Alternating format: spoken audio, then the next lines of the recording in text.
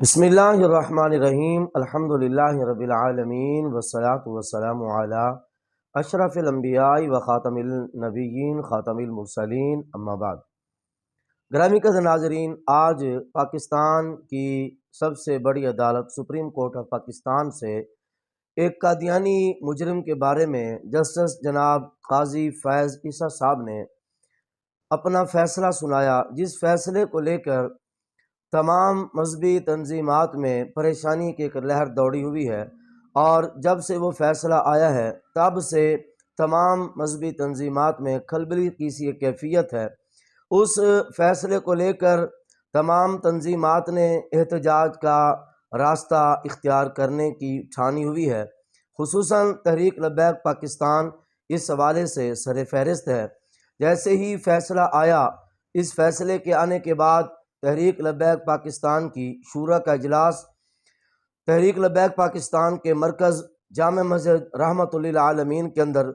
طلب کر لیا گیا، اور امیر تحریک لبیک پاکستان جناب حافظ سعد حسین رضوی صاحب کی قیادت میں اس وقت بھی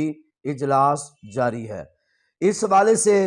آپ کے سامنے کچھ باتیں میں عرض کروں گا۔ اس سے پہلے میں آپ کے سامنے وہ کیس اور اس کیس کی مختصر جامع معنی روداد آپ کے سامنے پیش کرنا چاہتا ہوں۔ اس کے بعد پھر میں آپ کے سامنے وضاحت کروں گا کہ تحریک لبیک پاکستان ہو یا دیگر جتنی بھی تنظیمات ہیں، سپریم کورٹ آف پاکستان کے اس فیصلے کو تسلیم نہ کرنا کیا قانونی اعتبار سے درست ہے؟ ایک بات۔ دوسری بات یہ ہے کہ سپریم کورٹ آف پاکستان کا یہ فیصلہ آئین کے مطابق ہے، جبکہ 1973 کے اندر قادیانیوں کے حوالے سے جو قوانین پاس ہوئے، ان قوانین کو سامنے رکھتے ہوئے جسٹس قاضی فیض عیسیٰ صاحب نے کیا پاکستان کا کوئی قانون تو نہیں توڑا؟ یہ ساری باتیں مختصر آپ کے سامنے میں پیش کروں گا۔ آئیے سب سے پہلے آپ کے سامنے میں اس کیس کی مختصر روداد پیش کرتا ہوں۔ قادیانی شہری کو سپریم کورٹ کی جانب سے ضمانت دینے کا معاملہ اور فیصلے کی تفصیل میں جانے سے پہلے کیس کے مختصر حقائق آپ کے سامنے پیش کیے جاتے ہیں۔ ملزم کے خلاف مجموعہ تعزیرات پاکستان کے دفعہ 295C 298 اور پنجاب کے اشاعت قرآن ایکٹ کے دفعہ 7 اور 9 کے تحت 6 دسمبر 2022 کو اس وجہ سے FIR درج ہوئی کہ ملزم پر یہ الزام تھا کہ وہ قادیانی مذہب کی مشہور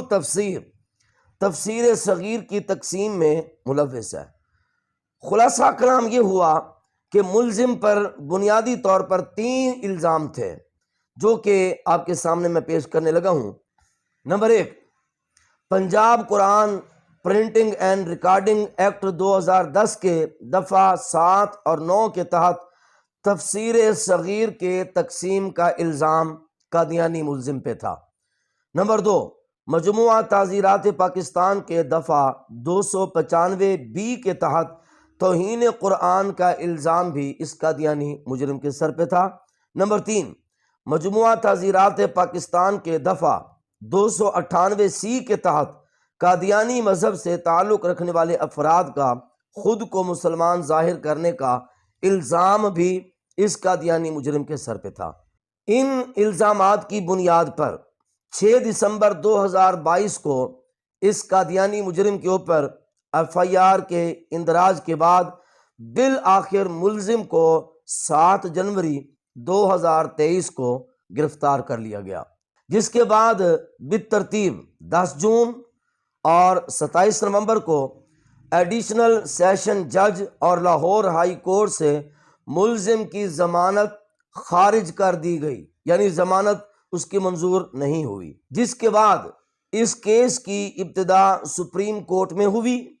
اور سپریم کورٹ میں یہ کیس چیف جسٹس قاضی فیض عیسیٰ صاحب اور خاتون جسٹس مسرت بلالی صاحبہ پر مشتمل 2 رکنی بینچ کے سامنے مقرر کیا گیا، جس کی تفصیل آپ کے سامنے میں پیش کرنے جا رہا ہوں۔ یاد رہے کہ سپریم کورٹ کے سامنے اس کیس میں دو سوالات تھے، جن میں پہلا تو ملزم کی جانب سے ضمانت بعد از گرفتاری کی درخواست تھی، اور دوسرا معاملہ ملزم پر جو فرد جرم عائد کیا گیا تھا تو اس فرد جرم سے مختلف جرائم کو حذف کرنے کی درخواست تھی۔ یہ دو سوال ان دو فاضل ججوں کے سامنے پیش ہوئے، جن کے بارے میں بحث ہوئی، اور ان دو فاضل ججز نے اپنا فیصلہ سنانا تھا۔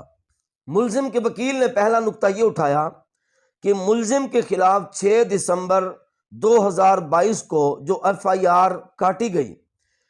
اس کے مطابق ملزم پر الزام یہ ہے کہ اس نے 2019 میں تفسیر صغیر، جو کہ قادیانیوں کی بہت ہی مشہور تفسیر ہے، اس کو تقسیم کیا ہے، جو کہ پنجاب کے اشاعت قرآن قانون کے تحت جرم ہے۔ لیکن یاد رہے کہ ایسی کوئی تفسیر تقسیم کرنے پر پابندی 2021 میں لگی ہے۔ یہ وہ باتیں ہیں جو مجرم کے وکیل نے جج کے سامنے پیش کی ہیں۔ یعنی اگر 2021 کے بعد کوئی شخص ایسی تفسیر تقسیم کرے گا تو وہ مجرم قرار پائے گا، وہ جرم کے زمرے میں آئے گا۔ تو یہاں پر دو مسئلے آئے، یہ ساری گفتگو میں پھر آپ کو بتاؤں کہ قادیانیوں کے وکیل کی طرف سے جو ہوئی وہ آپ کے سامنے پیش کر رہا ہوں۔ پہلا تو یہ کہ ملزم پر یہ الزام تھا کہ اس نے تفسیر صغیر 2019 میں تقسیم کی ہے، تو تب یہ جرم تھا ہی نہیں پاکستان کے اندر تفسیر صغیر کو تقسیم کرنا، کیونکہ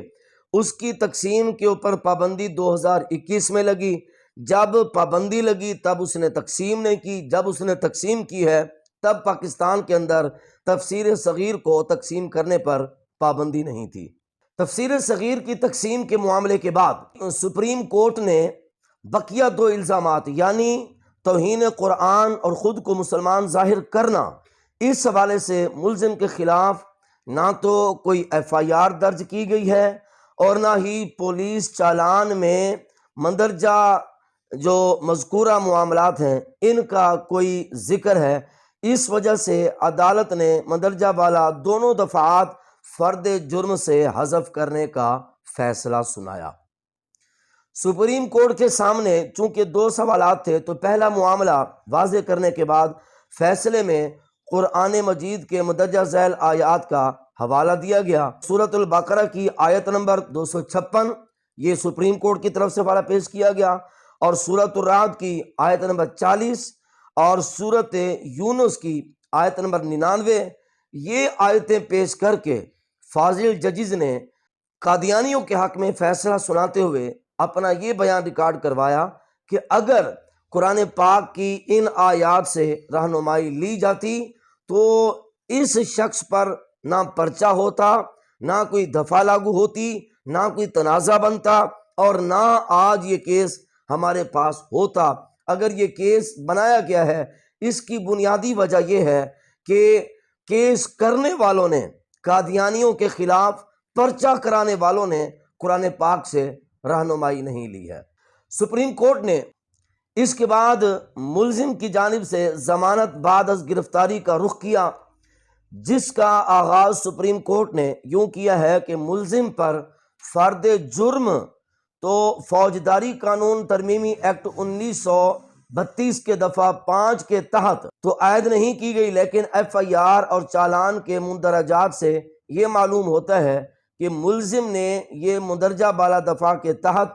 جرم کیا ہے، جس کے تحت زیادہ سے زیادہ سزا اس مجرم کے لیے 6 مہینے ہے۔ مجرم پہلے ہی 13 ماہ سے جیل میں سزا بھگت رہا ہے، اس لیے عدالت نے ملزم کو ضمانت پر رہا کرنے کا حکم دیا۔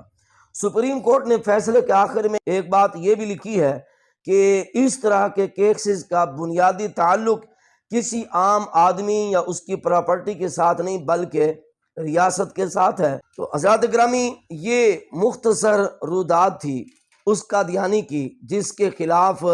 اتنا عرصہ سپریم کورٹ کے اندر کیس چلتا رہا، وہ گرفتار ہوا، اس کے اوپر پرچہ دائر ہوا،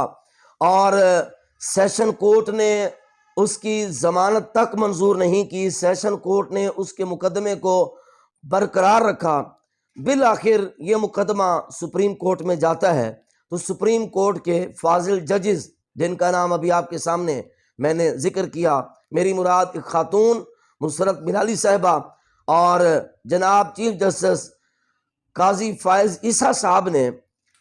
یہ ساری دفعات دیکھنے کے بعد اپنی طرف سے یہ فیصلہ سنایا، اور نہ صرف یہ کہ فیصلہ سنایا بلکہ چیف جسٹس صاحب نے مسلمانوں کے اوپر بھی یہ اعتراض کیا کہ آپ لوگ جب بھی کوئی کیس کراتے ہو چاہیے کہ پہلے قرآن کو پڑھ لیا کرو۔ گرامی قدر ناظرین، اس سے پہلے کہ میں تنظیمات کے طرف سے آنے والی کالز، دھرنوں کے اور احتجاجوں کے اور مظاہروں کے لائحہ عمل پیش کرنے کی طرف جاؤں، میں جج صاحب کے اس فیصلے کو پر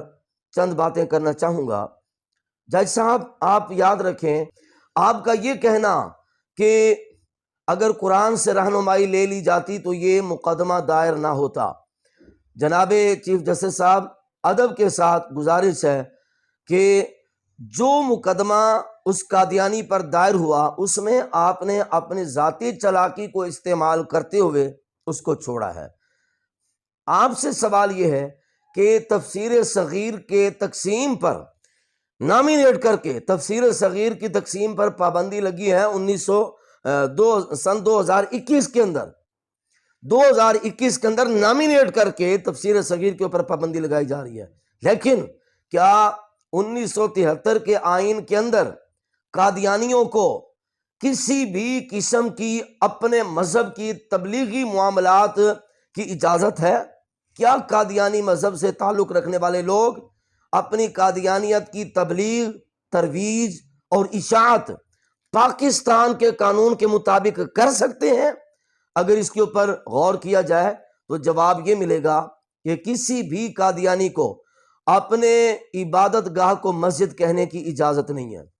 اور نہ ہی ان کو اپنی عبادت گاہوں کو مسجد کے انداز اور طرز پہ بنانے کی اجازت ہے۔ اسی طرح وہ اپنی مساجد کے اندر اذان نہیں پڑھ سکتے، اسی طرح وہ خود کو مسلمان نہیں کہہ سکتے۔ تو تفسیر صغیر کا تقسیم کرنا، کیا یہ ان کے مذہب کی ترویج نہیں؟ تفسیر صغیر کا تقسیم کرنا، کیا یہ ان کے مذہب کی تبلیغ نہیں؟ کیا یہ قادیانی مذہب کی اشاعت نہیں؟ جس تبلیغ، ترویج اور اشاعت کے اوپر 1973 کے اندر پورے قانون موجود ہیں کہ ان قوانین کے تحت قادیانی یہ تبلیغ و ترویج و اشاعت نہیں کر سکتے۔ تو جناب جج صاحب، اگر اس کے اوپر مقدمہ ہوا اور پرچہ ہوا 1973 کے آئین کے روشنی میں ہوا، باقی آپ نے ان سے آشیرواد لینے کے لیے اور ان سے شاباشی لینے کے لیے فیصلہ کر دیا۔ آپ جج ہیں، آپ کے ہاتھ میں قلم ہے، آپ جو چاہیں کر سکتے ہیں۔ اس کے بعد رہا معاملہ دیگر تنظیمات سمیت تحریک لبیک پاکستان کی طرف سے احتجاج کی کال دینے کا، تو ابھی تک چونکہ پہلے میں نے عرض کیا کہ اجلاس جاری ہے، جیسے ہی مرکز کی طرف سے کوئی کال آئے گی، کوئی پیغام آئے گا، انشاءاللہ ناظرین تک وہ بھی پہنچا دیا جائے گا۔